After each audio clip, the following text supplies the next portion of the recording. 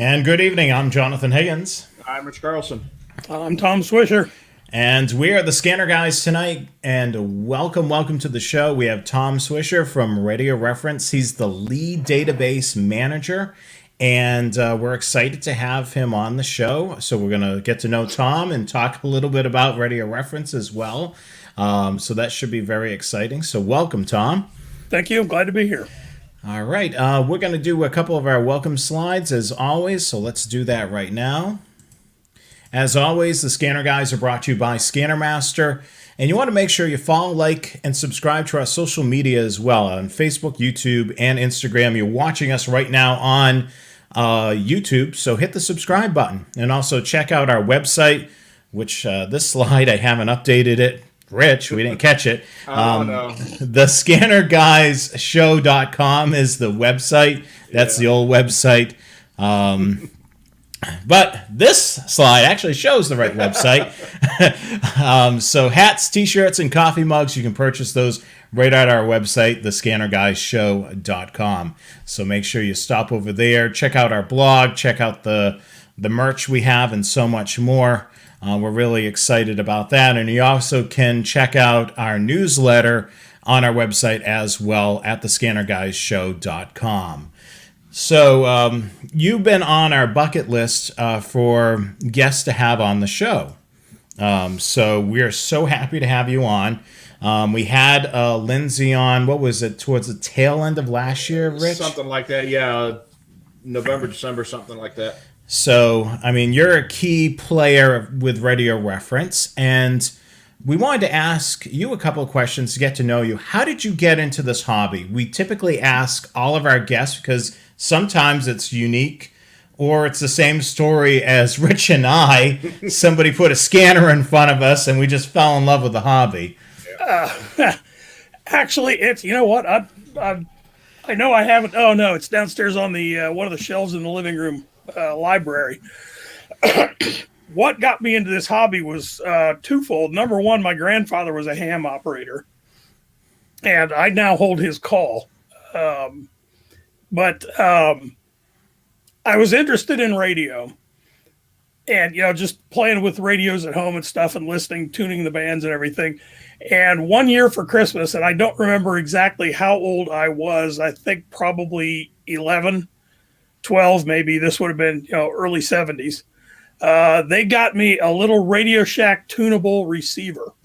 And it was, if you remember their electronics project sets that had the springs, and it was a board with different parts already installed, hooked up to springs, and you had a wiring diagram of put a wire from spring 1 to spring 7 and all this sort of thing.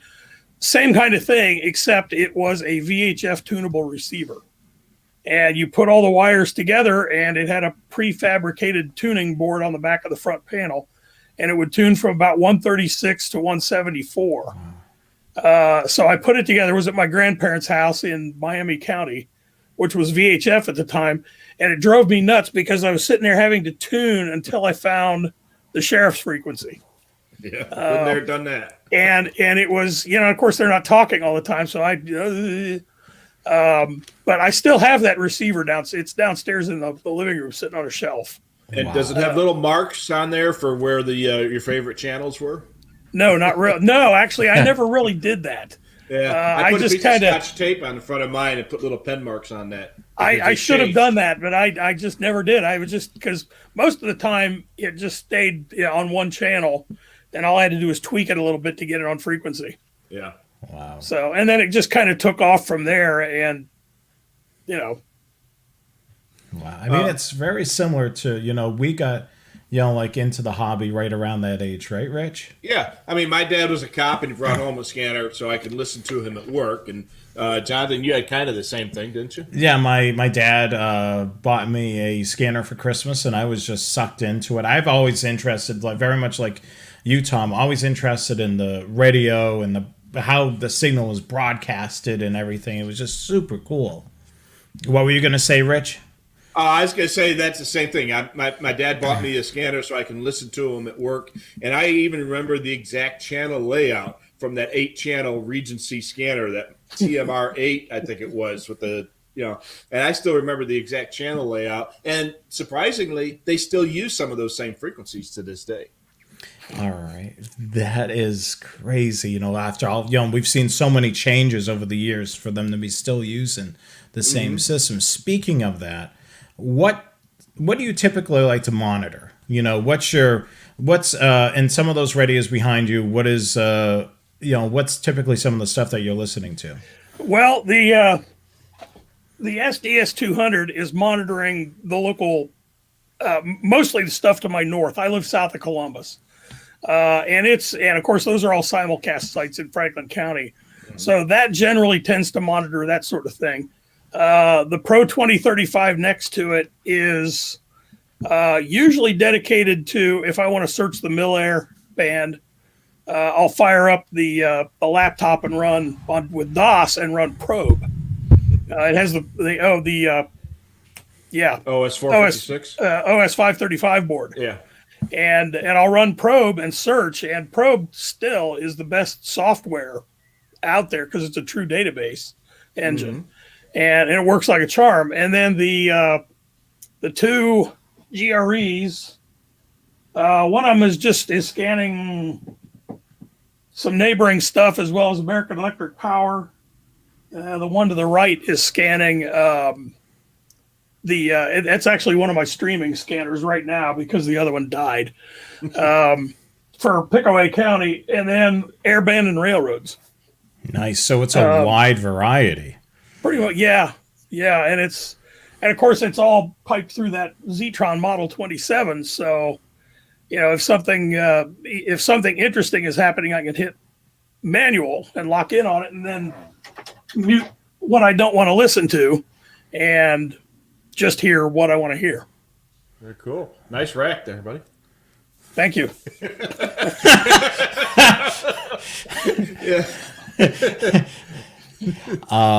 So railroads and aviation, Rich is in both of those. I'm a rail fan. So it seems like we carry a lot of the common interests. It's so interesting that, the scanner hobby crosses over into other hobbies such as rail fanning or aviation. It's a valued tool, for those hobbies. You may run into a rail fan that uses their scanner strictly just for railroads and doesn't bother listening to anything else. Mm-hmm. Yeah. I mean, I couldn't imagine a few people doing like that. either one without the scanner. And I can't imagine rail fanning without a scanner. I mean, it's such a valuable tool. Yeah, and it's easy to get carried away. Of course, I started out with just a basic scanner for rail fanning, and then I just keep getting better and better to the point now where I kind of shuffle around between different radios. I've got a Motorola XTS 5000 and a Harris XG100P, and both of those have the railroad frequency set up for monitor only, so that I can just go through, and they're phenomenal receive sensitivity and selectivity. And then I fortunately last year found an ICOM F3161 with the railroad firmware. In fact, cool. It's an old Norfolk Southern radio. It says Norfolk Southern right on the side of it.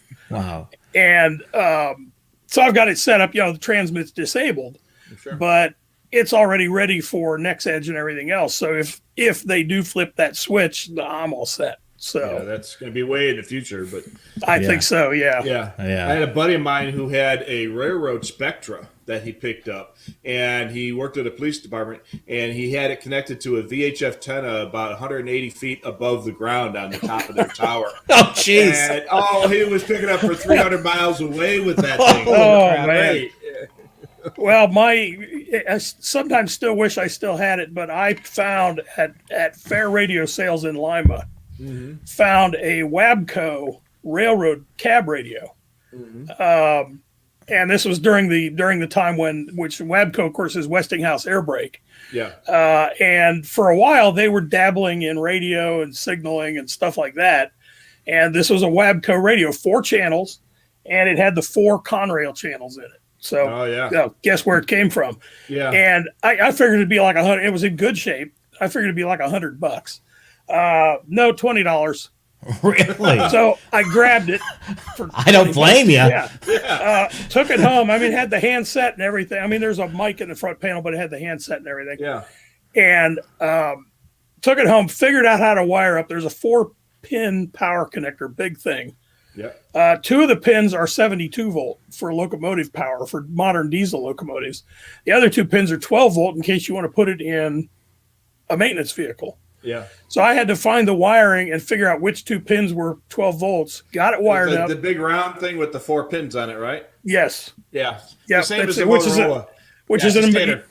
it's American Association American Railroad standard. Right. But I got it wired up and I hooked it up to a Ringo Ranger on the roof and was picking up. There were still at the time. There were still a number of interlocking towers open in the Columbus area. Sure. And I was able to hear all of them.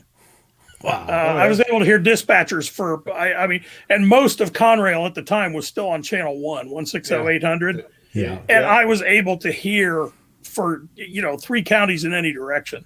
Oh, which yeah. was those fabulous. were the days, man. We loved Yeah. that. Yeah. And channel 2 was what, 161.07, if I remember correctly. Yeah, Yeah. channel 3, 160-800 or 160-860. 860. And channel 4 was 160-980. Mm-hmm.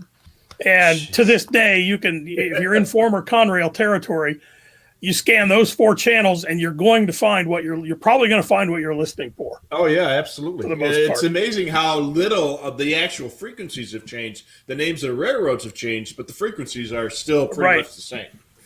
Norfolk Southern is changing. They're moving over to a scheme where each dispatcher desk has a dedicated road channel and a dedicated dispatcher channel. Oh, like the old Norfolk and Western did, or Southern did. Yes, it's kind of like Southern, except the dispatcher channel is not half duplex; it's simplex. Yeah. But so they are finally changing away from some of the Conrail channels in some places.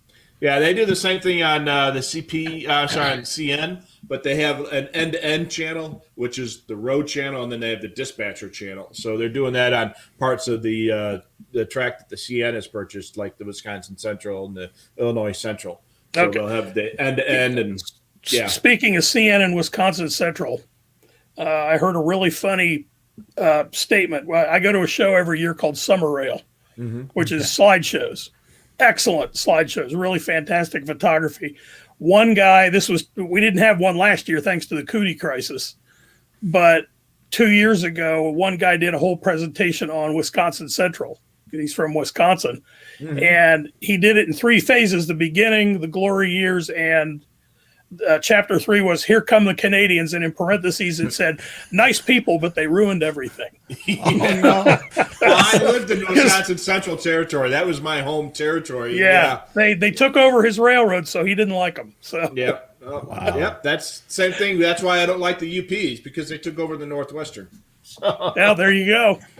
Well, now I have a feeling some people in the central United States are not going to like CP because they're taking over the KCS. Oh yeah.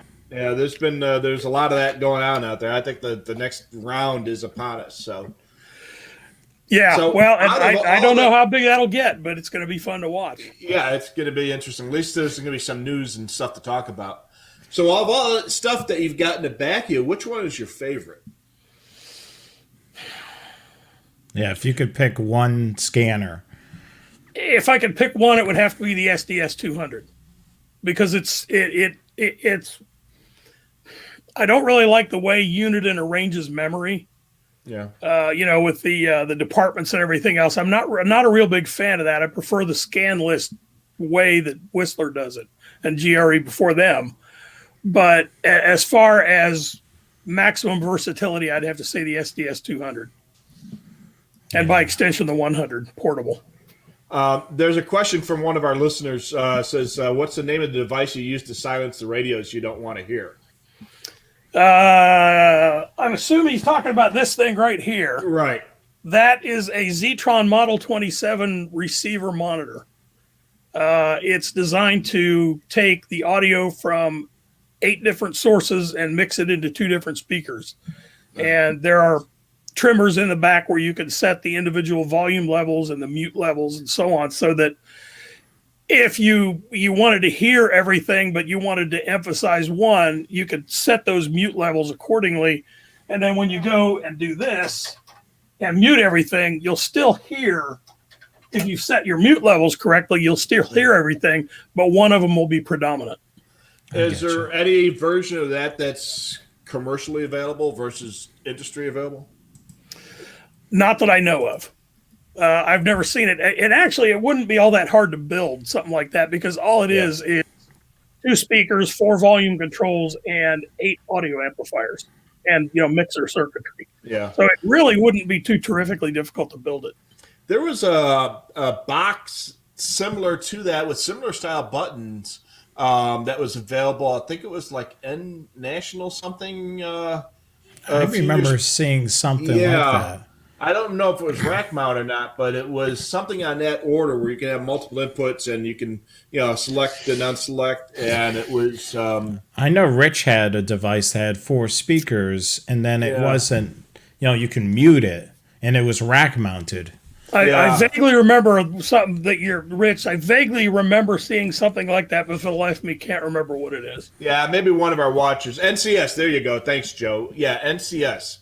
And it was a device that looked fairly similar, except it had more buttons and more glitz to it. And it did pretty much the same thing. It had multiple inputs. I think it had like 8 inputs or something like that. And you could adjust the volumes on each one, kind of like you would on a dispatch console. You can fine tune the volumes, and then you have a select and unselect, and you can route it to recording devices and such like that. It was kind of a all-encompassing audio device. The one thing I wish with this thing, and actually we had one of these at the police and fire department I used to work at. We had Zetron, the early 4000 series consoles, and we had one of these, and I loved it. We were only using, I think, 4 or 5 of the channel positions. So, and I was on second shift, so one evening I pulled it out of the rack and hooked in a wire with an 1/8" earphone jack plug on the end of it, and brought it out the back, and was able to take my handheld scanner into work and plug it into it, which was great, because that way I could, like, if I wanted to listen to aviation or the railroads or whatever, and we had I had put a scanner antenna in the attic, and so I could hook up to that and pick up all kinds of stuff that wasn't officially sanctioned. Oh yeah. And the real beauty of it is that when I keyed up, when I had to transmit, it muted along with everything else. Nice. So I didn't have to worry about the audio getting in the background and making everybody mad. So. Well, what I did is we had a scanner in our dispatch center, and it's a small town, so we weren't particularly busy. And then, so one day, my buddy Ted and I, we wired it up so that the scanner could be run through the console, and we put a console button on our Magicom console for it, and now we were able to patch the scanner audio to whatever other channels we had. So if we wanted to patch a neighboring department that we didn't have a transmit channel for, we could at least patch the receive audio to it. Okay. And we had a lot of fun with that, and that was that worked out pretty well. Well, the one thing I wish about this is that the individual channel adjust knobs were on the front instead of the back. Yeah.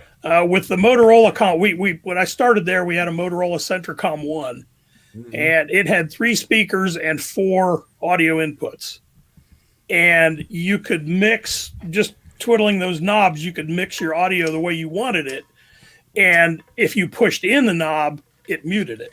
Yeah. It muted that input. And I wish I could do that with this thing, but I picked this up. I kicked myself for years for not getting one of these when I had the chance. Yeah. Found one on eBay 2 years ago for about $50 and grabbed it, of course, because you don't see them very often. Oh yeah. And just for giggles, I went on eBay here recently looking again, and they were pushing $100, if not more. Oh, so yeah. I bought mine at just the right time. You lucked out. So, what other types of scanners do you use these days? Well, SDS 100, and then of course the commercial stuff that you heard about a moment ago, and then here in the shack I've got an R8600 and 7300 transceiver, and there's a Motorola MCS 2000, which if I'm not using it for yakking on the ham band, it's scanning the railroads. because of course, sensitivity and selectivity are Sure. unparalleled. I also have around here a Motorola God, they'd kill me if I said that. Harris M7100 VHF that I can fire up if I'm in the mood. Yeah. And then there's the what you would call it, the DMR dual band DMR radio. And let's see what else. Oh yes, the ubiquitous BC 125 scanner. Of course, you got to have a 125. Yeah, I've got one of those. That's yeah. You ever watch our show? We talk about that one a lot. Oh, absolutely. And actually, I bought mine. I think a year and a half ago. Because for years, for just grab and go scanning, I had used a Radio Shack Pro 39, I think it's called. A little dinky thing about that. If you remember the BC 246, it's about the same size and roughly the same form factor. Yeah. Maybe it was the Pro 89. I forget which off the top of my head, but a little bitty thing. No alpha tags, just simple bare bones. And if I was going to go out and chase airplanes or something, and by the way, if you're trying to chase airplanes, your arms get really tired. But anyway, I had to throw that in there. But anyway,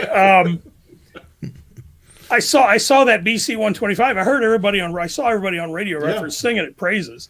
Yeah, and it was on Amazon for $79, brand new. Got it. So, and my buddy Mark was there. We were horsing around doing something, playing, watching trains or whatever. And I was like, "Hey, this looks pretty good." And he's like, "Oh, you gonna buy one?" Yeah, I probably will. He's like, "Buy me one too. I'll pay you back." And, all right, bye. Cool. Standing there trackside with my phone, going. Can you imagine now that we can just do that so simply? Yeah, it's actually kind of dangerous because you end up with too many toys. Yes. Of course, Jonathan isn't quite old enough to remember the old days before you could actually type in a frequency on a scanner. I've happened to use the computer. I've typed in my fair share of. None of my radios when I started were PC programmable. No, I'm talking about buying crystals. Oh no, I didn't do that. That was before my. I got $7 in my pocket. I can afford to buy another crystal. What? Yeah. My first scanner was I think it was the original Bearcat. Yeah. 8 channels, crystal controlled. Could not run it in the car or anything like that because it had to have 120 volts input. Yeah. And it, in fact, it didn't even have LEDs. It was a grain of wheat bulbs behind little red caps. Yep. And it had, it had Columbus Fire's 2 channels and the local Columbus PD channel, and I forget what other frequencies, and that was it. And I thought it's kind of like a hard drive. Yeah. When hard drives first came out, you got a 20 gig or 20 megabyte hard drive, and you think that's all I'm ever going to need. Floppy disk 8 channels. Yeah. I'm never going to need more than 8 channels. Not that much to listen to. Yeah. All right. We had a question from the peanut gallery. I saw that scrolling by, actually. My grandfather's my call sign, which is my grandfather's former call sign, is Whiskey Alpha 8 Papa Yankee Romeo. And for the longest time, I could not figure out funny phonetics for that until some smart aleck at a Radio Club pizza party said, "Play your radio."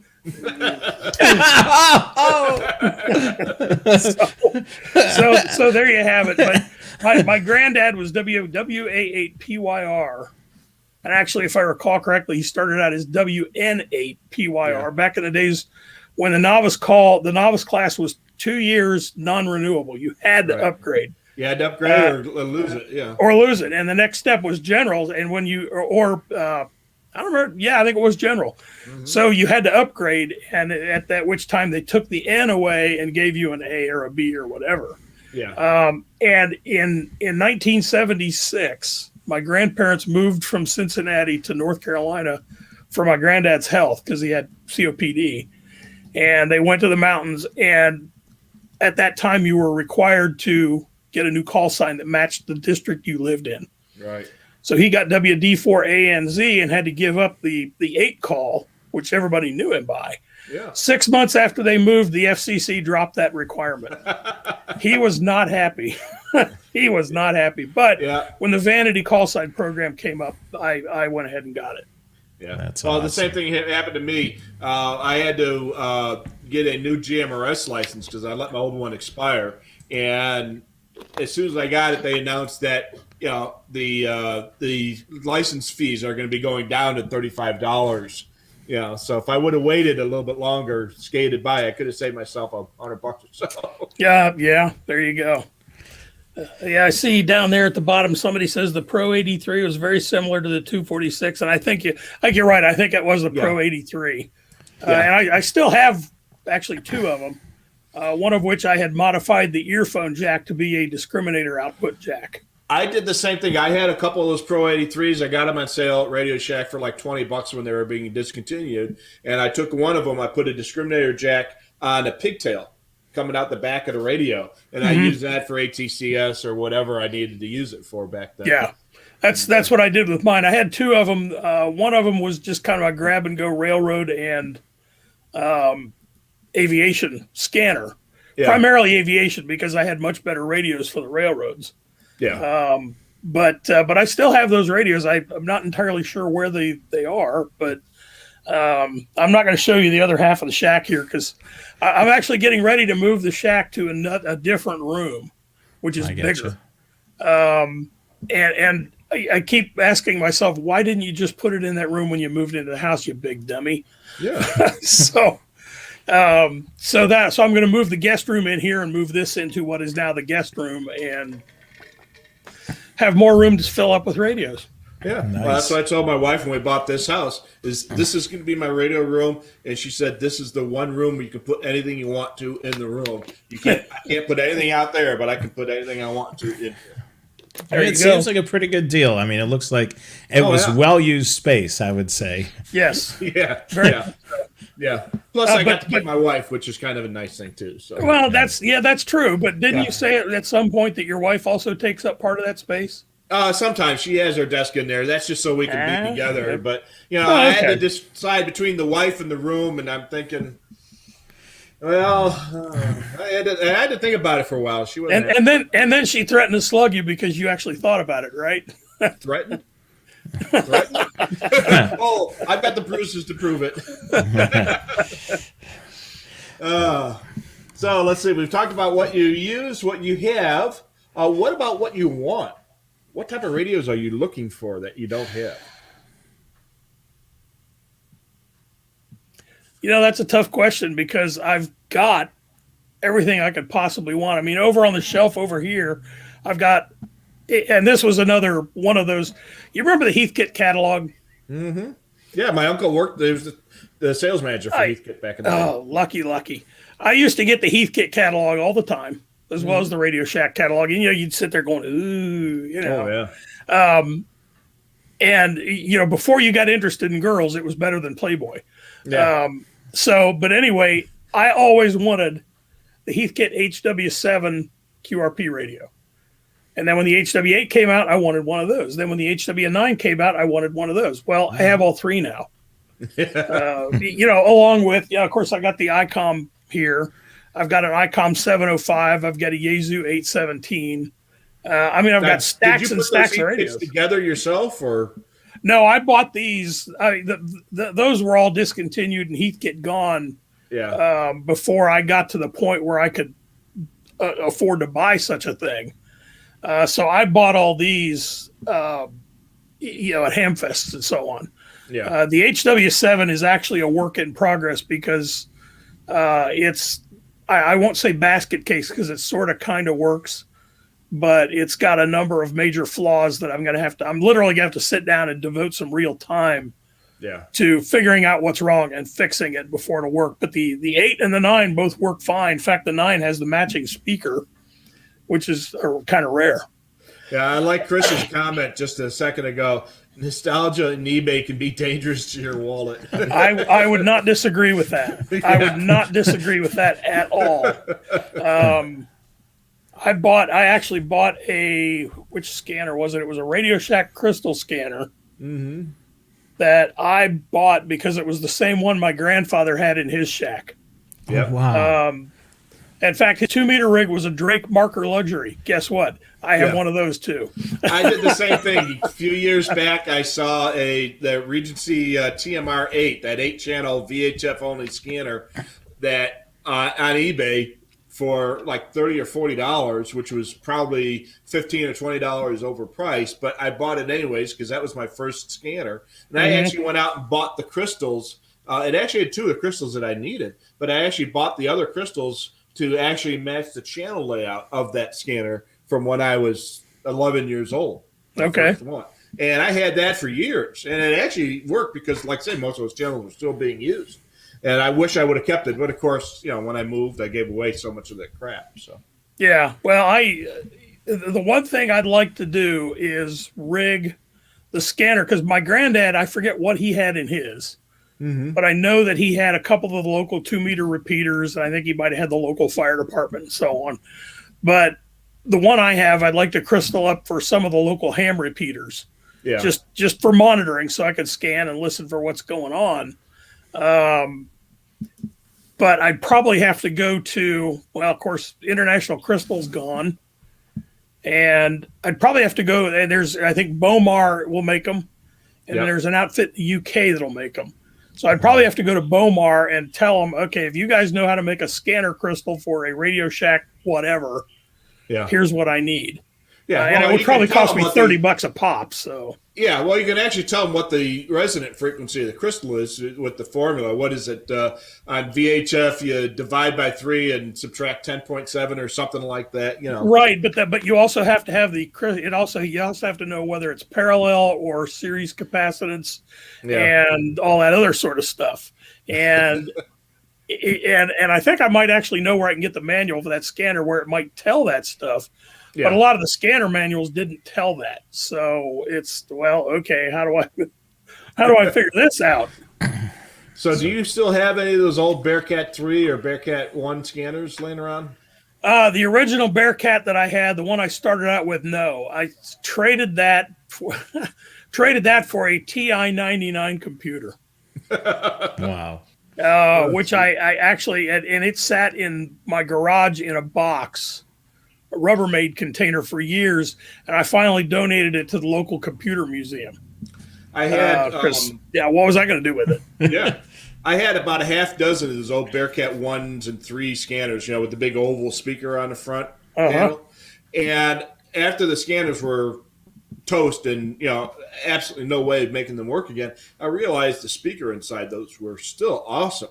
So I wired them up as external speakers for other scanners. And it worked great. So I had a row of them on the top shelf connected to scanners below them. And but did you have the lights going? I couldn't figure out a way to do that. I'm not quite as good with that stuff as you are, but I did take which Bearcat scanner is it? It's somewhere around here. I did this, I think 2 or 3 years ago. I bought a little Bluetooth module, and I put it inside one of those. And of course I disconnected the speaker from the radio, but the lights still go. Yeah. And the lights still go. They don't stop on anything, but they go and make it look pretty. Yeah. But with that Bluetooth module, I can connect it to a Bluetooth enabled scanner.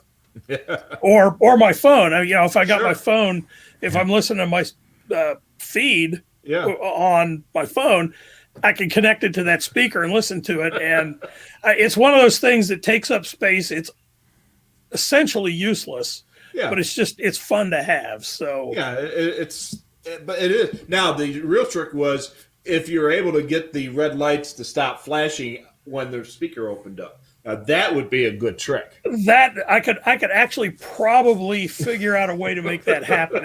I'd probably have to figure out some kind of a little Vox circuit. Yeah. That would, and I'd have to figure that out, but I could probably do it.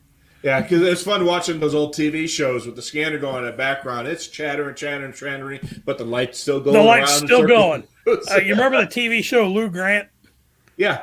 I can't remember the scanner, but it was 16 channels, and it had the bank A, bank B light that went, it would go zoop and then down and zoop and do this. And that happened all the time. Lou would be sitting at his desk and that scanner would be going madly. and you'd hear the police would be, and lights are still going. And it's like, continuity error. Yeah. Yeah, absolutely. So I was going to ask, you are the lead manager for Radio Reference. And in case some of you are just joining us, this is Tom Swisher. He works for Radio Reference. How did you get involved? I mean, that database, now is the holy grail for anybody that's in this hobby now. Well, I used to write for a lot of the magazines. And actually, I got started. How did I get started? I don't remember off the top of my head how he got in touch with me, but Jerry Dexter from TRA Publications got in touch with me and asked me to write a book about monitoring the fire service. Okay. And I did. And that was my first book. And that kind of led to gigs writing for National Communications and Popcom and so on and so forth. And when at first, of course, it was trunkradio.net, and I would go and check it out every now and again. And shortly after it became Radio Reference, I signed up. And it wasn't too long after that Lindsay approached me and asked me to become an administrator. And that was, I don't remember when that was. It was 20 years ago, maybe.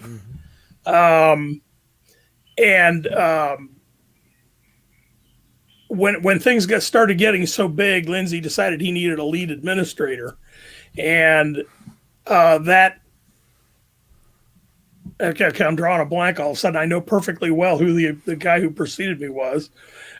and I'm embarrassed because I know his name and I can see it and I can't come up with it. I hate it when that happens. Yeah. But anyway, he decided to move on to other. He's still an administrator, but he decided to move on to other things. And Lindsay put out a casting call, and I had a lot of experience with writing and maintaining databases and so on and so forth. And I sent in an application and I got it. So that's going to be so cool. So basically, there's only a handful of you that are at that tier level with Lindsay. Yeah. And so you're all in different parts of the country, I imagine. So this is, quite an interesting, thing, where you're in Ohio, Lindsay's in Texas, depending on the time of the year, he could be in a different spot. But right. But yeah, that wasn't Wayne, was it, Tom? I'm sorry. Was that Wayne? Who preceded me? Yeah. No, that was Eric Carlson. Oh, Eric. Okay, yeah. My brother from a different mother. I can't remember why I couldn't remember his name off the top of my head earlier. That's Eric. If you're listening, I'm sorry. I apologize. Oops. Oh yeah. But everybody's all over everybody's all over the country. Yeah. But Lindsay's got one heck of a setup going there, and it's smooth and it's effective and efficient, and I've rarely had any issues with the technical end of things. Yeah, it's got to be amazing, Rich and I spend all day on Radio Reference. It's just a tool that we couldn't live without, doing the job that we're doing. And it's just, and then it just keeps getting better and better. Rich, we've seen things over the years that have made our jobs a lot easier. It's. Oh yeah, and if I get a question from a client about something and I'm not sure about it, I'll go in and I'll look either in the database or on the forums page and see if somebody else has had that same problem. It's just what a fantastic resource that is. Yeah, and actually the forums, and of course in my full-time day job, which of course at my full-time day job I probably spend too much time on Radio Reference anyway, but it's actually, I see Joe M is chastising for me for not being able to remember Carlson. But it's not I'm like sorry. It's written Mea culpa. But the forums are incredibly handy for kind of keeping up, because in my day job, I'm in emergency management, and I'm also the county radio communications administrator. Yeah. But it's really handy to be able to get on radio reference to the forums and get an idea what's going on around Ohio, just around Ohio, much less the country, as far as, okay, this is happening and Department X is doing this and what are these idiots doing over here and that sort of thing. And it's really proven to be handy. In fact, today there's a very active thread about the new NFPA recommendations for fire service radios. Yeah. And they're borderline insane, because your average fire department handheld is going to end up costing $10,000 to $12,000 because of it. It's crazy. You have to check that thread out and read the stuff that's there. It's the testing alone is like 2,000 degrees for X amount of time without melting. No. Good luck. Yeah, right. Unless it's metal, in which case then it's too hot to handle. And you also have to be able to run. What was the one that really gets me? 350 degrees in an oven for I forget how many minutes. Pull it out with gloves, of course, and drop it in a tank of water and leave it there for 5 minutes. Do that 6 times, and the radio can't leak, can't melt, and still has to work as well as it did the day it came out of the box. Oh, that's crazy. And when I was a firefighter, we insane. had two channel HD 220s. Yeah. And that was it. And we were lucky to have one portable radio per rig. So not everybody in the house had a radio. Right. And this is, and I don't know, it's a very active thread, and it's very interesting because there's a lot of people, in a position similar to mine chiming in on this. And it's interesting to get the input from others. So it'll be interesting to see where that goes and how many departments really adhere to that standard, because at the amount that's going to cost, I don't see many departments being able to afford it. Well, hopefully they'll come up with some more realistic expectations. I mean, we had the same problem with 911 when it came in, and I was knee deep or neck deep in the 911 activations, and there were so many unreasonable expectations for the technology back then, and here it is 30 years later, and half the stuff that they wanted to get still doesn't work for wired 911, much less wireless. Well, one of the things that came out reading these things, one of the articles that was quoted listed out who was on the committee that came up with all this stuff. Yeah. And not surprisingly, the manufacturers were on the committee actively participating. Oh, gee. Of course. Oh, man, I could never there's there's dollar signs floating in front of their eyes. Yes. So, You need the radio to do this, and this, and this. Right.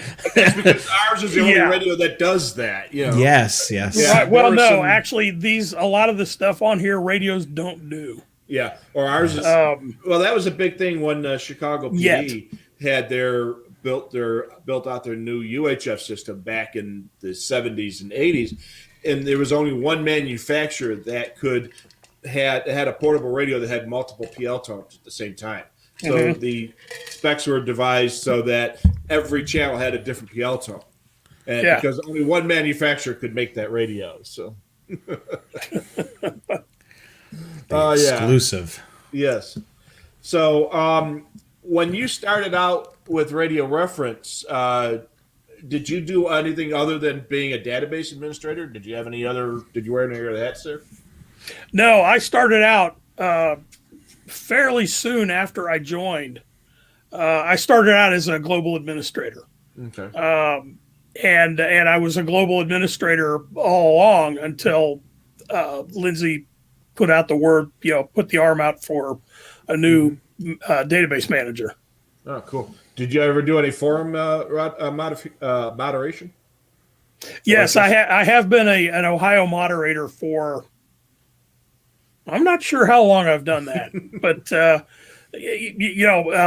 it was definitely longer than I've been lead database manager. Yeah.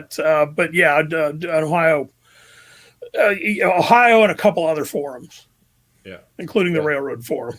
Oh yeah, That's cool. Yeah, that's the one forum I wish I was a mod at. It's the railroad forum. So That it actually gets that forum can also get interesting when the guys who actually work for the railroads chime in.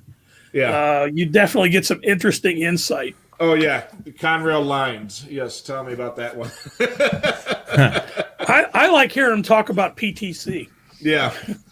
Because I mean, hearing it on the radio around here and hearing them talk about it, it's a Charlie Foxtrot from beginning to end. Oh yeah, I mean half the chatter on the radio is, "Can you help me get my PTC working again?" Yeah, yeah. Well, and same thing with CAD came along with police departments. Logging. And Right. chatter on the radio That's exactly was right. CAD's down. You know. And I can hear that too, though. They can't. So they're over at Linwood doing a crew swap, you know, and it's like I can't log in. I can't log in. And around here, in fact, on the way home on the radio in the truck, I was listening to the PTC desk on Norfolk Southern. And the problem, at least around here, is they don't have a separate channel for the PTC desk. No, it's same here. CSX generally uses the maintenance repeater channel Yeah. for PTC because any maintenance issues you get on that channel and you call in, so you're not tying up road or dispatch. Norfolk Southern, sorry folks, everything on one channel. And I live right at the junction between two dispatcher desks, and they're sharing the same road channel. So we get PTC, and I'll tell you folks, when those PTC desk people get going down in Atlanta, it's, oh my, try and get them to shut up. It's Their push to talk is a toggle switch. That's about right, yeah. Or a foot switch that they put a brick on. Because you get a train that's needing to call the dispatcher because they got something they really need help with. Yeah. And the PTC desk is, okay, go in and do this and log that and go flip breaker number 6 and crime and Ellie's, folks. That's what cell phones are for. Yeah, we've got a minor planning snafu here. What about SDRs? Are you into SDRs at all? Yes, I've got and actually it's right there. Okay. I've got an SDR play. My shack is kind of a shambles right now because I'm getting ready to move it. Yeah. So the SDR play is kind of wrapped up, sitting up there, but it's the original SDR or what is it? RSP1 that was on closeout at Ham Radio Outlet when the 1A came out, and I love that thing. I am a Mac guy, but I will use Windows if I have to. And when I'm using the RSP1, I'm either using Cubic SDR or usually Cubic SDR on the Mac, or if I really want to get funky, I'll fire up Windows and run SDR Uno, which is the free software that comes from SDR Play. Right. And that's great stuff. But then, I got the little dongles here and there. I wonder if it's screwed up again. I started monkeying with the antennas before the show. I've got 2 of them up here are doing my Broadcastify calls feed. Yeah. And I started dorking around with the antennas earlier, and now I've got questionable signal on both of them. So I'm going to have to fool around with that later and try to get it working again, which is, But yeah, those little SDR dongles are a ball to play with because, I can listen to a whole slice. Well, like with the SDR play, I can listen to 10 megahertz of spectrum all at once. With these little things, 2 megahertz. I can look at the entire railroad band in one glance. Yeah. And if I really want to get funky, I can record it as an IQ file, like a WAV file or whatever, and play it back later, and just listen for what I might have. Okay, let's see, is anything new out there? And I've actually been doing that. I've got one of these on search most of the time, right? And logging to a computer because NS is changing over as they reconfigure their dispatcher desks. They're setting up new dispatch channel and new road channel for each desk, and it'll be unique. Yeah. So I'm trying to figure out, okay, the Sandusky desk is going to be using this, the Canova desk is going to be using that, but I'm trying to find them. Yeah. They haven't changed them yet, but sooner or later they will. It's coming. and I'm going to find them. And so I've been using SDR and the 2035 to do that. I've played around a little bit with the SDRs, but I'm so deathly afraid that if I really start getting into it, that it'll be a rabbit hole I'll never be able to dig myself out of. Oh, and I don't have time to play with the toys I've got, much less. I know the feeling. I mean, I've gotten, and of course, my latest hobby horse is Raspberry Pi. Oh God, I got one of those. And it's. I definitely, you're getting me. I may go down that once I get my outdoor antenna set up here. I think I may go down that rabbit hole with the SDR. Well, my original plan was to take a Pi and an SDR and use that as a all-in-one little feed generator. Mm-hmm. But then the hometown that I had that all set up when I moved out here and all ready to rock and roll and put a feed up and everything like that. And then the week after I moved here, the local police department went encrypted and they went that way. So. Yeah. Well, do the fire department. No, there's already feeds for the fire department out here. Oh, okay. Well, one of the things I may do, and actually, let's see if you can see it here. Right. No, that's not it. No, you can't see it. There they are, right there. Uh-huh. Those are two of my stream scanners. One of them is for local fire and police, and the other one is for the railroads. But I've been seriously thinking of taking one of the good quality dongles and an RPi. Yeah. Running, I forget which software it is, Trunk Recorder, I think, that you can set up a conventional scan list. And I've been thinking about putting the railroad channels in that and just using that as my railroad scan appliance. Yeah. But there is a guy out there, if you're a ham, there's a dude out there, and I can't conceive of the amount of time it took to do this. He took a regular Raspbian distro and found all of the ham radio software he could and installed it and tweaked it so that it would work. Mm-hmm. And he and then he imaged this as a Raspberry Pi distro called HamPi. Oh. And so that's my latest hobby horse. I'm going to try that. And I mean, there are so many things to play with and get into in this hobby. And that's the new one. See, there you go. It's serious. It's getting serious in here. Oh man, I got that on my notepad. It is. There's a dude I watch on YouTube. I subscribe to his channel named Kevin Lofgren. I can't remember his call sign.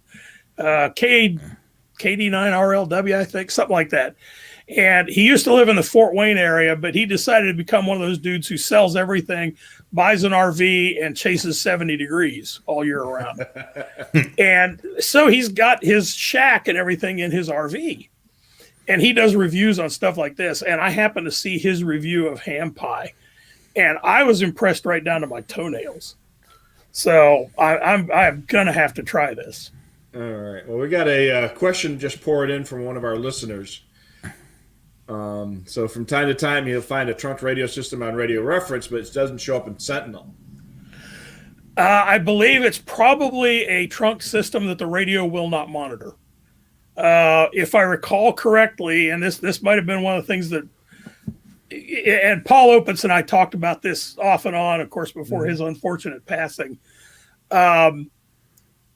Sentinel will not bring in a trunk system that the radio can't listen to, that their radios can't monitor. Right. So if it's one of those more like MPT 1327 or something, it won't be on Sentinel because it can't be monitored.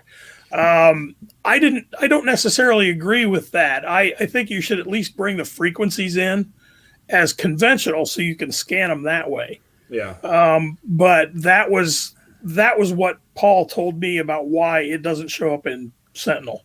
And there's another possibility too. Joe mentioned on the last comment there. There's no talk groups. Yes. Okay. Yes, that's correct. And that was the other thing that we went around and around about. I asked, why can't you just put in a wildcard? Yeah. Or set it, when you download it, set it so that it's search. in ID search mode or something, so that at least the radio has got it. Yeah. But they wouldn't do it. So see this? Yeah. That's me scratching my head about the logic of that one. Well, I think Joe Bearcat been on the show today, and if he's not, he'll probably be on later. So hopefully he'll hear that and take that and put that on his. I know he's got a huge list. Yeah, and I think we're making Right. his there his it goes. list Yeah. larger and larger. There he is. Oh, he there is he listening. Yep. Thanks, Joe. Appreciate That's that. good. That would be very helpful. Very helpful. The other thing that we get a lot of times on our side of things is, a lot of people find new frequencies and they're a little shy about submitting the information. What are some of the stuff that you guys go through on that end, and what are things that you guys are looking for, for more submissions on a various portion of the hobby? Well, let me start out by saying, please don't be shy about submitting. If you've found something and you've confirmed who and what it is, by all means, submit it. We eagerly look forward to that. That being said, what's very helpful for us is if you can also include the PL or DPL tone. If it's a DMR frequency, make sure to include the color code and the slot and the talk group and that sort of thing. Try to submit as much information as you can. Who the agency is that uses it and so on and so forth, what the exact function is. The more information you can provide us, the easier it is for us to put in a complete entry. So how did color code come about on a DMR system? What the heck does color code mean? I mean, it's not a color, it's a number. Well, let me put it this way. The DMR standard, if I recall correctly, was developed in Europe. Okay. And they do things strangely there, so. True. But yeah, I mean, it would be great if the color code is red. Yeah. Okay, that Red, makes sense. Yeah. But color code is 3. the problem there is, though, how do you translate red into something that a radio can understand? It would have to still translate that to a number. So it was probably easier for them to just say, instead of red, purple, fuchsia, chartreuse, whatever, let's just call it 1 through 0 and leave it at that. But yeah, color code is one of those things that's kind of like, huh? Yeah. But it's something there it that is. only Motorola could come up with. No, actually, I think Etsy came up with that one. Okay. I think the European Standards group came up with that one. Because Mono Turbo is actually based on the Etsy standard. All right. Kevin had a question. He works for the Department of Corrections in Wisconsin. So he's got a channel that comes up on the scanner, but it's labeled the wrong way. So can you run us through how you would make a submission to Radio Reference? In a situation like that, the best thing to do is explain, for starters, explain exactly where you are, because in a lot of cases, what happens there is, it may be an institution or it may be a department-wide frequency, like for the entire state Department of Corrections, and it's used at numerous institutions. But the problem is that it may be arranged because it's a statewide frequency. It's just listed as one statewide frequency, but somebody has it listed as such and such an institution. Where if it's statewide, it should be listed under statewide as such. Right. So the how best would he thing go about making that submission? Well, the best thing to do is, let us know what where you are for starters, what the PL tone is or DPL tone or whatever, and what the use is and so on. And then what we can do is create we could go to the Department of Corrections section on the Wisconsin page and then break it down by institution so that there's a geocoded section for each institution that that way you can select only your institution on your scanner and it'll come up and be properly labeled. Okay. And then, in order to make that suggestion, number one, you have to have a Radio Reference account. It could be a free account or a paid account. Right. And so that gives you a username and password. So you sign into your Radio Reference account and you go to that database section where that is, and there should be a button on there someplace that says submit. Correct. Yeah, go to Department of Corrections. The Department of Corrections page under Wisconsin, and excuse me, in the upper right hand corner will be a submit button. Or, Right. Up on the upper part there'll be a submit button. Excuse me. Yeah. All right. Well, as Tom is recovering from his choking fit there, also Ron, who is one of the database managers from Michigan, he reminds us that you can also click on the button that says "Remain Anonymous," and that could be very important, especially if you work for an agency that you're submitting for. That's correct, and actually, we generally keep submission, the information on a submitter anonymous anyway. But if you check that box, we'll definitely keep it anonymous.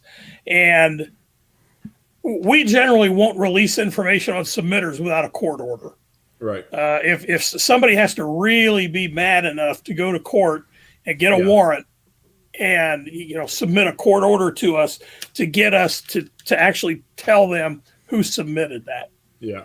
And the other thing that Ron also mentioned earlier is don't just give FCC information. The stuff that's in the database has to actually be verified as in use. Well, yes, it verified by monitoring is how we like to say it. Is, in other words, you have to have personally monitored that frequency as being in use and confirmed who it is. Yeah, cool. I mean, just with all that, with the database just keeps getting better and better with everybody, out there searching, finding the proper information, submitting it to the database. So you're making the scanner experience better for your neighbors, the people that are within your listening area. Just alone, and then of course the whole database just becomes an awesome source. Yes, that's very true. How big is the database nowadays? Huge. Do you have any idea how many records are in it, roughly? I'm not even sure I could hazard a guess. More than 12, right? Oh yeah. I went earlier today, just for giggles, to try and get an idea of how many members we have. Yeah. And that's in the hundreds of thousands. Yeah. Wow. So we've got just a huge number of members. You could go to Radio Reference and get an idea for how many categories we have, or how many, whatever. And each category has a unique number. And if I recall correctly, the number of unique categories is somewhere up around 50,000 right now. And that's just categories. That's just the categories. That doesn't include subcategories and channels and so on. Right. So it's a lot of information. Yeah, it's massive. It is a massive database. I don't know how much server space it takes, but it's a lot. That's got to be crazy. We have a suggestion. Could you go over the benefits? What is the benefit of being a paid member of Radio Reference? Well, being a paid member, of course, you get the ability, and this is probably the thing that most people join for, is the ability to download directly from the database with software. If you're using a product from Butel, for example, or ProScan, or Win 500, if you can still get it, StarSoft, that kind of thing. You can only download to those things directly if you have a premium account. Also, having a premium account, you get access to Broadcastify, paid access, which gets you access to archives and all sorts of other things. As a paid member, you can also download the XML files and so on and so forth, or not XML, but the PDFs. Yeah. Excel, PDFs, spreadsheets, and so on of county and system information. Yeah, and no ads too. No ads. And no ads. That's the big one on Broadcastify. Except for the Scanner Master ad. So, we won't go there. Everybody gets that one. That's always there, lurking off over to the side there. But but Broadcastify, that's the big thing. Actually, it drives me goofy because I'll go to my Broadcastify page. and it's been a while since I've been there, and all of a sudden I'll hear, check out new FloraFlor, blah, blah, blah, blah, blah, and I have to log in. Yeah, get rid of that. So, The thing that we get all the time, I mean, Rich and I are, and of course you are as well, are Mac users. Why hasn't a software developer embraced making software for Macs without having to go through hoops? that's actually one of my pet peeves also. But as it was explained to me by a developer I won't name, and he's right, but the scanners are a niche product, and you would be doing software on a niche machine.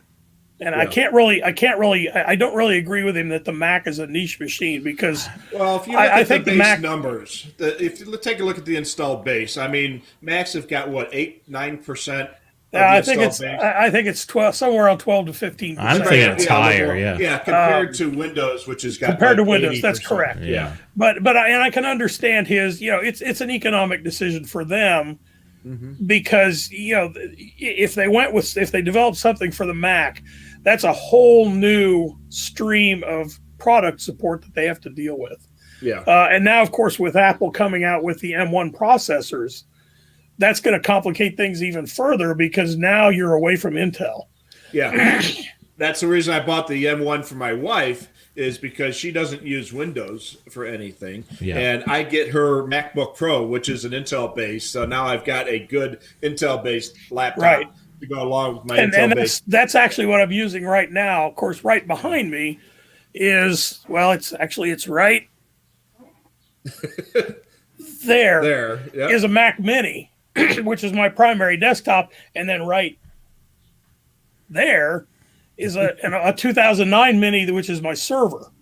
But I just bought an M1 Mini to replace this thing, and just thinking about it, that the M1 is an ARM processor, and there's another whole new software development stream that somebody would have to get into. Yeah. And product support and everything else. So now you may have two different forks of a Mac-based software product that you've got to deal with, at least until you get it all to some kind of a universal, as they called it when they went to the Intel chip. They had the universal binary. Right. Well, they would have to do something similar to work with both Intel and M1 processors, if possible. Yeah. So And I there's still can people understand using his PowerPC. there are a few of those out there, Yeah. but it's pretty few and far between, I think. Yeah. So, all right. So Steve gave us an update on the prior question. There are 385,000 threads, 3.25 million messages, and 1.4 million registered members. Although a good chunk of those are possibly spam, duplicate, or inactive accounts. Yeah, So, there you go. Yeah. And just extrapolate that out and try to figure out how many entries are in the database. Yeah. Oh, Yeah. jeez. I mean, it's I mean, do you see, like a spike during for submissions during the winter months because more people are inside tinkering with the scanners versus during the summer? Maybe a little bit, but I really, and I go in several times a week and look at the pending submissions, and the numbers really don't fluctuate. I mean, we generally have anywhere from 30 to 50 submissions in the queue on any given day. Right. And that number really doesn't fluctuate much. Now, the one time when we do often get a spike is Christmas. At least the last several years, Christmas, because everybody gets a new toy for Christmas, or right around Christmas time, and the numbers go foop. Yeah. But then, shortly after that, they taper off again, and we get back to pretty much to the steady range where we usually are. It's kind of like the people for New Year's that go to the gym And then the gym rats are like, here we go again. Yeah. Yeah. All these new memberships, and then on January 15th, it's empty again. New Year's resolution. Yeah. Yeah, I usually break my resolutions by that evening. So, I've never been particularly good at those either. Yeah. When I used to smoke, I remember I used to say, I quit smoking 35 times a day. Yeah. Jeez. I see Steve mentioned something else there. Uniden offers OS 10 radar detector software. Which that might be kind of handy in certain situations. Yeah, well, maybe Joe Bearcat, if you're listening, make a Mac version of Sentinel. I'll tell you what, that is a huge request. As much as the numbers say that Mac is a lot less than Windows, that is one of the biggest requests we get is there software for my Home Patrol or my 436 or my SDS that works on a Mac? And I would agree with that. Yeah. That would be very helpful to have a version of Sentinel for the Mac. Yeah. I see another question there. Actually, two questions. As a paid member, could I request an archive radio message over 6-month-old? And I would say probably not. But then somebody else asked, does RT System software work for downloads? And I can't really answer that question. I have RT System software, but I've never tried. I've never really looked before. So I don't know for sure if it does or not. Yeah, I got some of their ham radio programming stuff, but I haven't tried any of their scanner stuff. I didn't know they made scanner software. They don't. I think that's what he's referring to is because we do have amateur radio repeater listings on Radio Reference, and I think that's what he may be looking at. But or he could be wanting to put stuff in his ham radio for listening. Yeah. But I've actually never tried that before. I do have some RT System software I'll have to try it with now. Chirp does do Radio Reference. Oh, cool. And it does a whole passel of radios. Yeah. So if you might look at that, if you need that download capability, you might look at Chirp. Did you notice any spike in differences with submissions when COVID started? It went up a little bit. March and April of last year, it did go up a little bit because people were cooped up at home. Mm-hmm. But as people started getting used to things and things started opening up a little bit, it tapered off to the normal. Yeah. More or less normal. What about Tetra? Anything you know of that can do Tetra? Not that I'm aware of. As far as scanners go. Yeah. You can always go to Moneyrola and spend beaucoup bucks on a Tetra radio, but since there are only, I think maybe 2 or 3 Tetra systems in the... Actually, I'm not sure about Tetra in the U.S., There might be one, or I think there are 1 or 2. Yeah, there's a couple up in Wisconsin these days. And I think they put one at O'Hare Airport. And I think I heard that NJ Transit was going to go to Tetra. And then there are some MPT 1327 systems out there also, but there are so few that it fiscally it wouldn't pay for the engineering involved to add those to the scanners. Yeah, that's the same thing. We got the same answer to OpenSky. If there were more of them out there, then that might be something the scanner manufacturers would at least investigate to see whether or not they can make it work. But and there's so few of them out there. There's so few of them out there, and they're vanishing. Thank goodness. Yeah. But one of the other problems is since I work with Harris radios at work, just out of curiosity, I did a little snooping around to see what was involved with OpenSky. And one of the things I found out was when you turn on your OpenSky radio and log on, it actually downloads your channel plan from the system. So your channel plan could change from one day to the next in your radio. I don't personally think that's a very good idea, because if you get used to your channel plan and all of a sudden it magically changes and nobody told you, you're looking for a channel that used to be in such and such a place and now it's gone, and you're like, what happened? Yeah. But there are a lot of things, because OpenSky is more of a computer network type of thing. Right. Then it's more of a computer network over a radio than it is an actual radio system. So there's a lot of stuff that's dependent on the radio talking to the system that might make it hard for a scanner to function. We always did that in the fire department. We always had dispatch was all the way to the left, fire ground was all the way to the right, and everybody knew that's where it was, and that way you could do it without having to look at the radio. I see something from Les Stevenson there. Yeah. What is the easiest way to monitor Tetris? Some guys are broadcasting our transit on broadcast. What are they using to feed? I don't have a clue.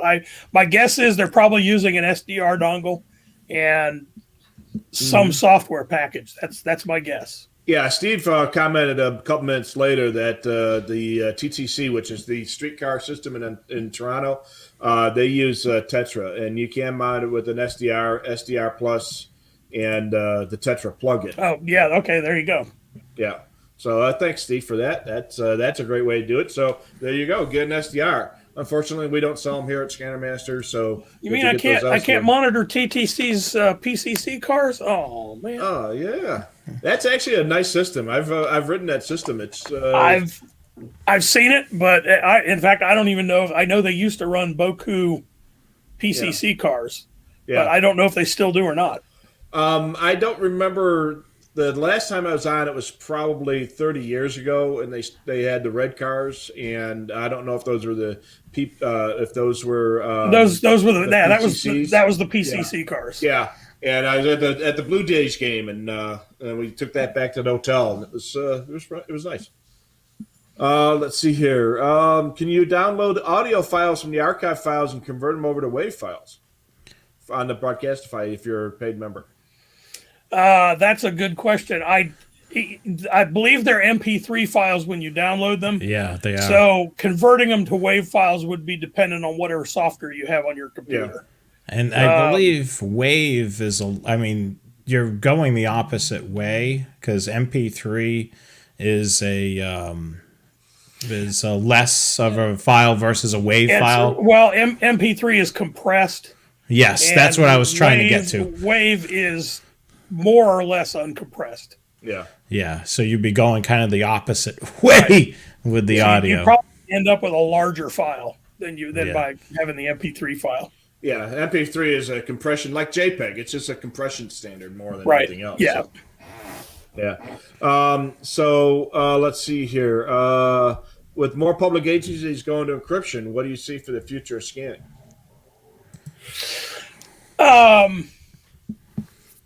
Yeah, there are a fair number of agencies jumping on the encryption ship, but from what I've seen, and that was ship with a P, right? Yes. Okay. Yeah. Yes. It's not an enormous number, and you're always going to have the agencies who just are not going to jump on that boat completely. Yeah. Most of the agencies around here, if they have encryption, are only encrypting their sensitive stuff like tactical and SWAT and narcotics and that sort of thing. And for several reasons. Number one, because if you're really trying to be interoperable, you want your neighboring agencies to be able to listen to what you're doing, just like you want them to be able to listen to what you're doing. Yeah. Because the minute they can't listen to what you're doing, it complicates things. For example, the county to the west of me encrypts everything. And we frequently get pursuits coming across the main 2-lane highway from A to B. And the village right on the edge of the county, right on that county line there, they would monitor that sheriff's office if they could, but they can't.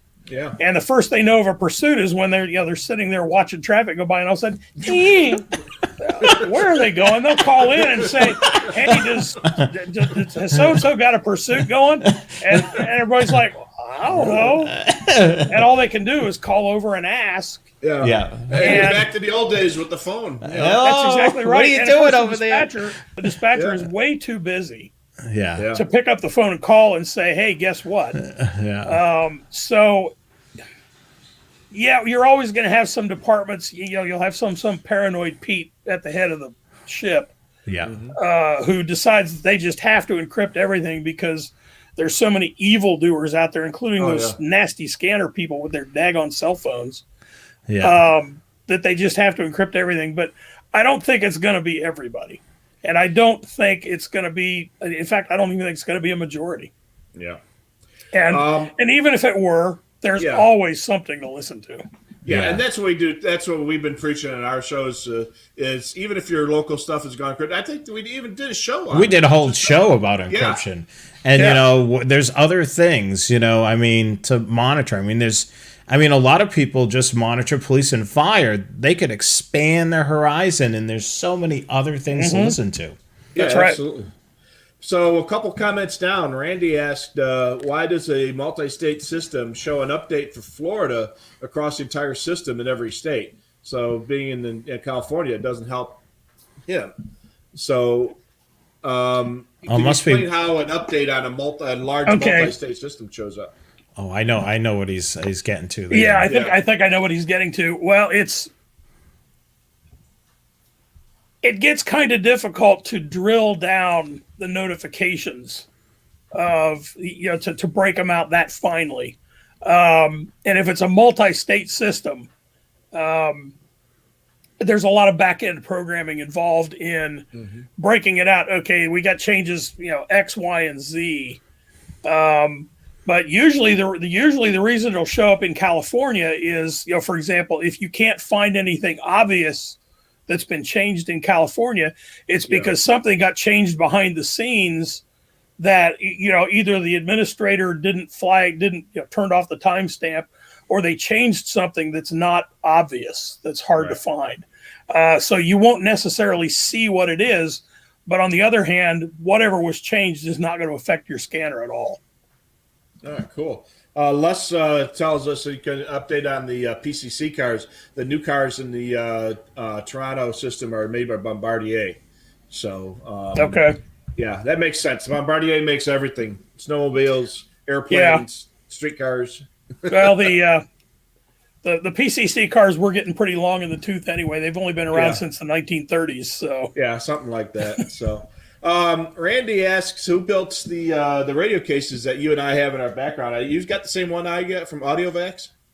No, actually, this actually used to contain a Zetron 4000 series console. I have another one sitting in the back room at the office. Yeah. We had a neighboring agency, I think they bought Telex consoles to replace their Zetron 4000s. And we have Zetron 4000s in the EOC. And we're always looking for spare parts, of course. And I got a hold of them and said, hey, would you like to donate your old stuff to us? Because we need spare parts. And they said, come and get it or it's going in the dumpster. Okay.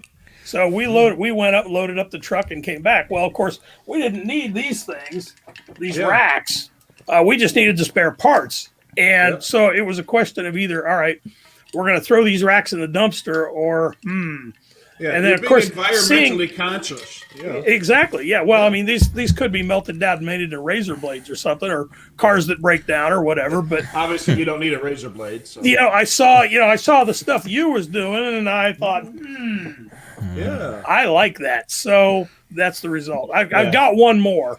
And I thought about putting it over here on my desk with 2 meter and UHF stuff and everything in it. But then I looked at the size of my desk and thought, that's going to take up too much space. And it's going to look, I mean, you look at how monolithic this thing is. Oh, yeah. And I put another one over here, and I'm going to feel like I've got Stonehenge around me. You need to get a cabinet. Jeez. Well, I'd like to, but there's no room for it. Even when I get this thing moved into the room next door, there's probably still not going to be enough room. So this one is made by AudioVax. So if you go to their website, this is the 4U turret case with the flat top on it. So, and actually, if you're looking for something like that, you can go. Wait a minute.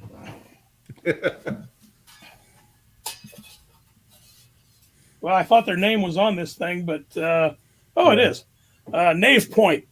Okay. Get on Amazon and look for Nave Point, or eBay for that matter. Yeah. And they have rack shelves and so on. And I think Nave Point also has an open rack, desktop open rack. Yeah, that I've is, got a couple of some some of their feet stuff here. and So. the rails, and basically Yeah. just a framework, and you could then put all your shelves in it. Yeah, I've got one of their shelves, and I've got one of their ventilated front covers for the bottom part. So yeah, they got Yeah, some good stuff. the stuff that the open rack desktop stuff is generally sells. Try that again. Generally sold for the professional audio market, Yeah, the recording studios and that sort of thing. DJ, well, not so much DJs, but mainly fixed locations where you need to put something on a desktop. And if you're looking for something like that, I would recommend, if you want to get this crazy, get a 12 unit, either 10 or 12 unit open rack, and you'll probably be in pretty good shape. Jason asks, or he comments anyways, that he wasn't aware that the Broadcastify Premium also comes with your radio reference premium. Yes, So, it does. Yeah, that's a great thing. So yeah, just use your radio reference username and password at Broadcastify. But if you sign into one, you still have to sign into the other one separately because they come off of different servers. But your same username will work both ways. Right, and that's actually. It's getting a little warm in the office with everything running. That's actually one of the features that Lindsay is looking to roll out. He's got a number of features that he's looking to roll out. One of them is single sign-on, so that when you get onto Radio Reference and sign on, your logon will carry over to the forums and Broadcastify as well. So you won't the have database. Yeah. That's the database is Radio Reference. Yeah, but you still have to sign in separately. Yeah. Not for the database. If you log in, if you go to Radio Reference. Did he fix that? Well, if you go to radioreference.com, yeah, up at the top of the page it says log in. You click that and log in. That covers the database. It used to be where when you log into the forums, you go and then you'd have to log in separately for Radio Reference because it would. It depends on which. Which one you log into first. Right. But if you log into Radio Reference, then you got to log into the forums. Then you've got to log into Broadcastify. But that's one of the features he's looking to roll out is single sign-on, which will be really handy. Oh yeah. A while back, and we kind of skipped over this one, but we'll go back to it. Tom asked at 2 after 9, I guess your time. Mm-hmm. Do you remember the Pro 2001? And do you still have one? I remember it. No, I do not have one. The first big programmable desktop I had was a Pro 2021, which was 200 channels, about yay big. Yeah. I wish I still had it. It was a really nice radio. I had it mounted I had a 1988 Ford Ranger. Yeah. And I had that mounted under the dash. It was kind of like the Poor Man's 2005, right? 2004. Or 2004, okay. Poor Man's 2004. But I had mine mounted under the dash with an external speaker and a switch, and I had a siren speaker under the grill. Yeah. So if I got out somewhere to watch trains, I could flip that switch and pipe the audio to that siren speaker under the grill and really hear it. Oh, yeah. Those were great. I used to use my I had a Chevy Celebrity back in the late 80s, and I bought and when the 2005 first came out, it was the color of the case was exactly the same color as the interior of my Celebrity. And I went to Radio Shack to look at it. The guy let me bring it out to the car, and I found it fit exactly between the ashtray, which is my change holder, and the glove box door. So I put a bracket on there to hold it on there, and that lived in that car for 6 years. I had that in that car. The Chevy Citation, isn't that Chevy's version of the Ford Pinto? No, it was Celebrity. Celebrity, okay.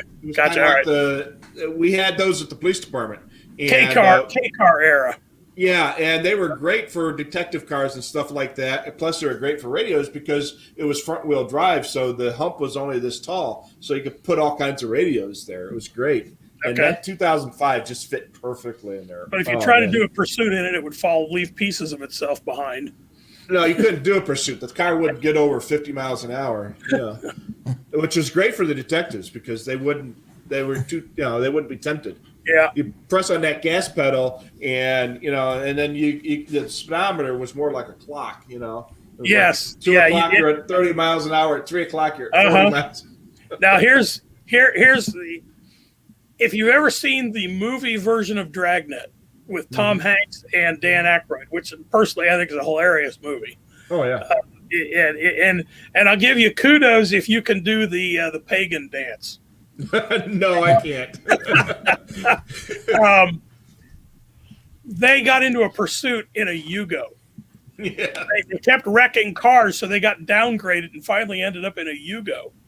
But the funny thing is, the Yugo was actually a very speedy car. The police department I was at, one of our younger officers, they were allowed to tweak their cruisers. They had a assigned cruiser.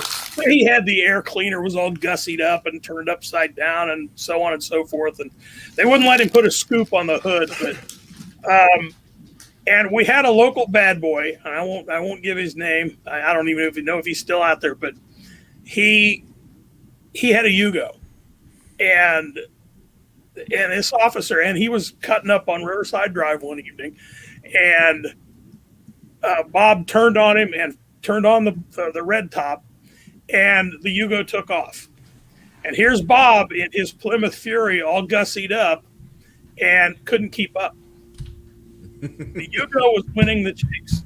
Yeah. And the only reason he got caught was because he wrapped it around a tree where the road dead ended into State Route 42.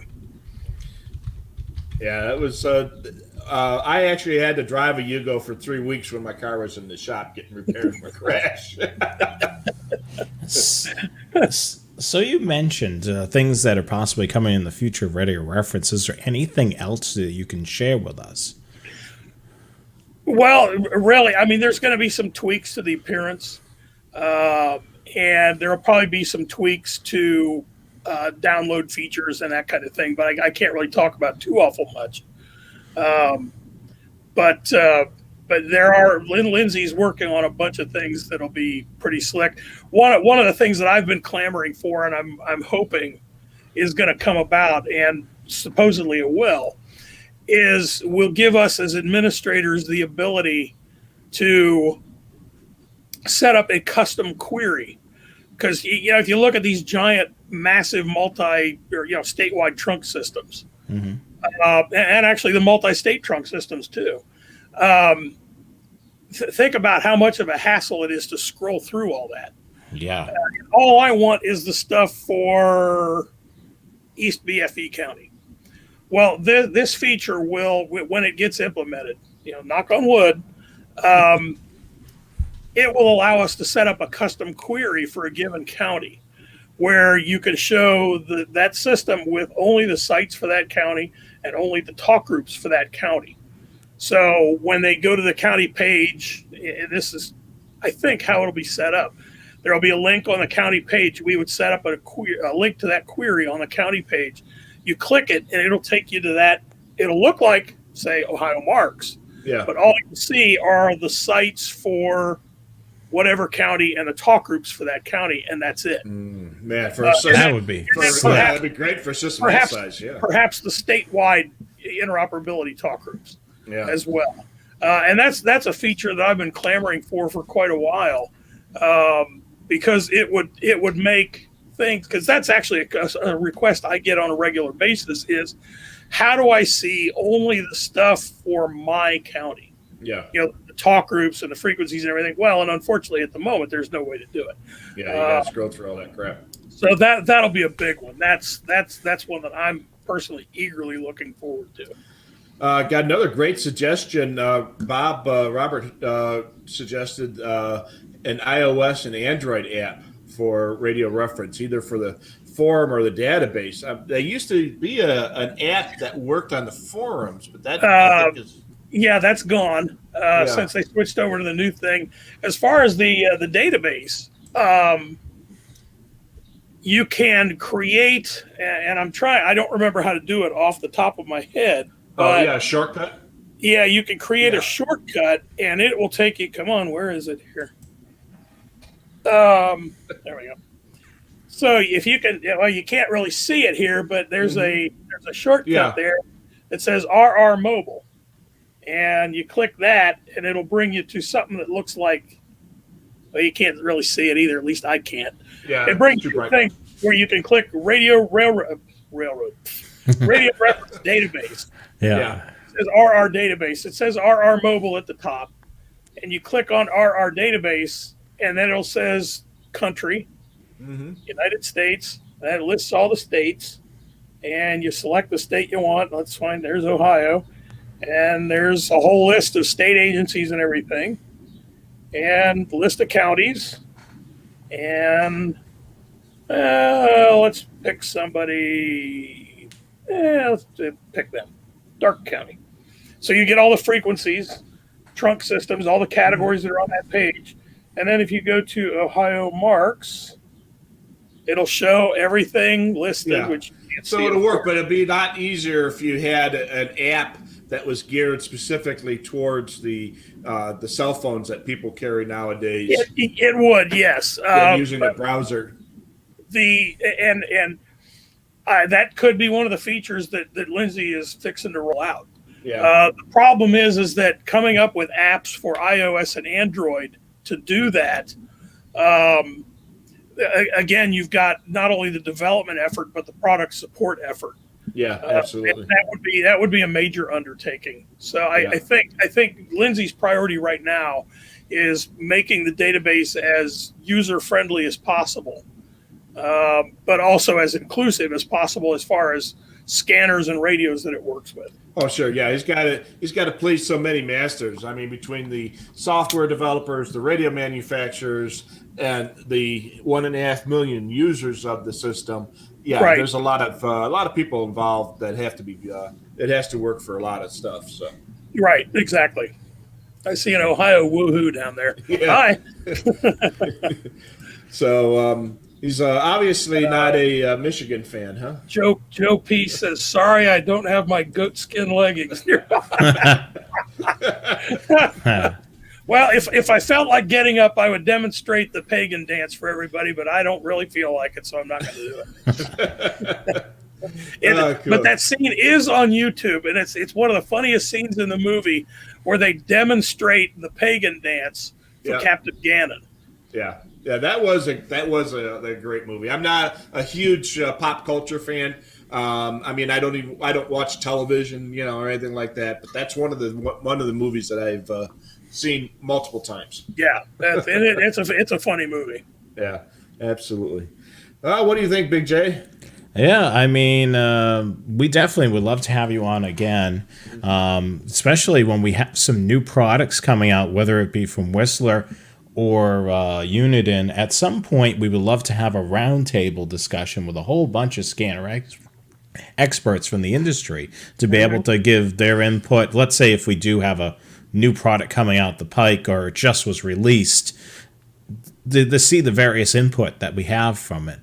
The other thing that I think, since I think we could go a long ways down the railroad rabbit hole, you could join us at some point on the Train Aficionado live show. Rich and I have tons of questions we could talk to you about that alone. Send me an email with an invite, and I'll set something up. I'd be glad to. Sounds good. Let me see something from somebody here about a forced iOS upgrade that broke one of his DTMF decode apps. That happens to me too. And unfortunately, it's because the app developer hasn't kept up with the standards for the iOS updates. Apple's pretty picky about that, making sure that the developers keep up with the OS changes.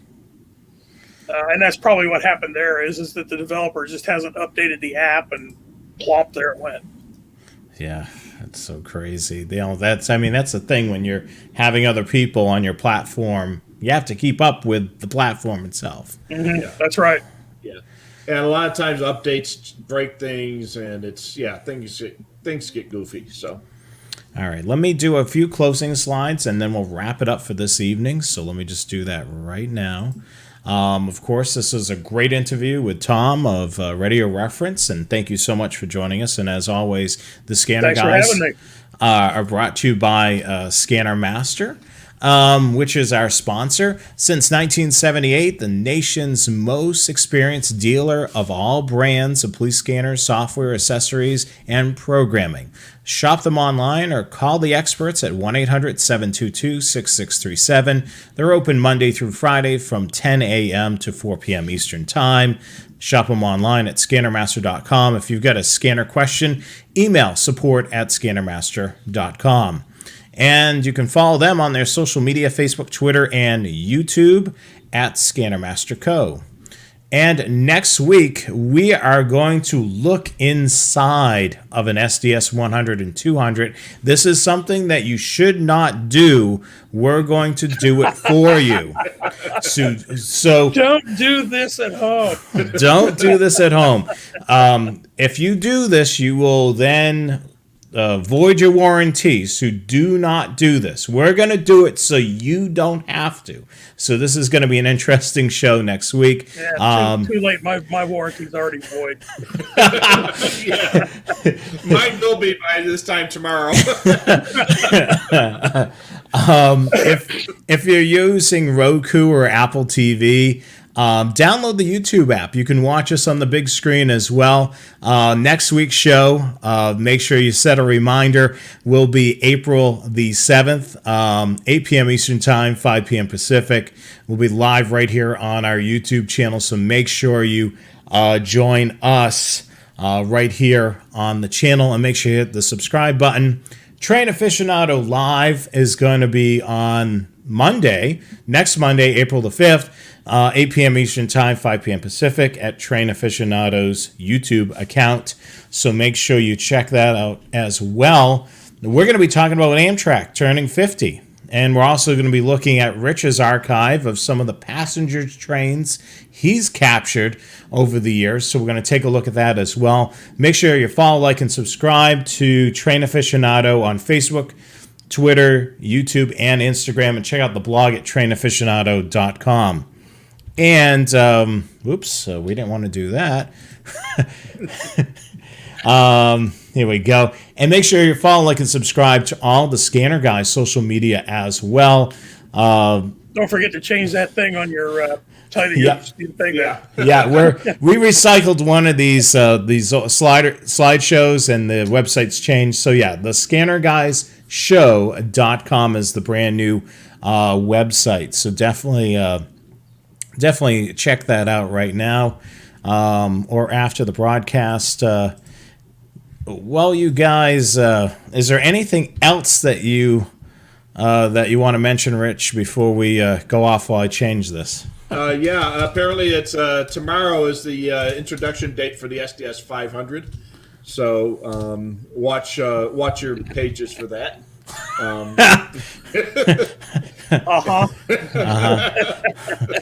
Oh God, that's one of these times. And when Elvis comes back, let me know. Yes. Oh yeah, and then there's encryption will be wide open on scanners tomorrow. Yes. Yes. There you go. No, that only works on February 30th. Okay. Actually, it wouldn't surprise me if some agency turned off the encryption on April 1st just for one day, and then the very next day said, "Psych." Can you imagine the forums would go crazy? So and so turned off encryption. Oh my God! And then the next day, it's back again. Yeah, and everybody calls the first guy a liar because it's encrypted. Yeah, April Fool. It could happen. Oh, so, well, hey, thanks again, Tom. This has been a great hour and 40-something minutes. Time flew on this one. So, yeah, I hate to say it, but I could go another hour. But 6:30 a.m. comes awfully early, and I have to be in the office tomorrow. So, yeah. All right. Get some sleep, and thank you very much. We appreciate it. Yeah, thanks for having me.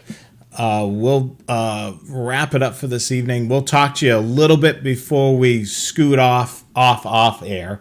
Okay. But I thank you so much for joining us. This was a blast. I'm Jonathan Higgins. I'm Rich Carlson. I'm Tom Swisher. Thanks again for joining us for this edition of the Scanner Guys. We'll talk to you again next week, 2 times, Monday and Wednesday. So we hope you join us. I might even be on the Monday one. Awesome. Visit with you. Awesome. That would be cool. Thank you again, Tom. Have a good night, everybody. Thanks. Bye, Good guys. night, everybody.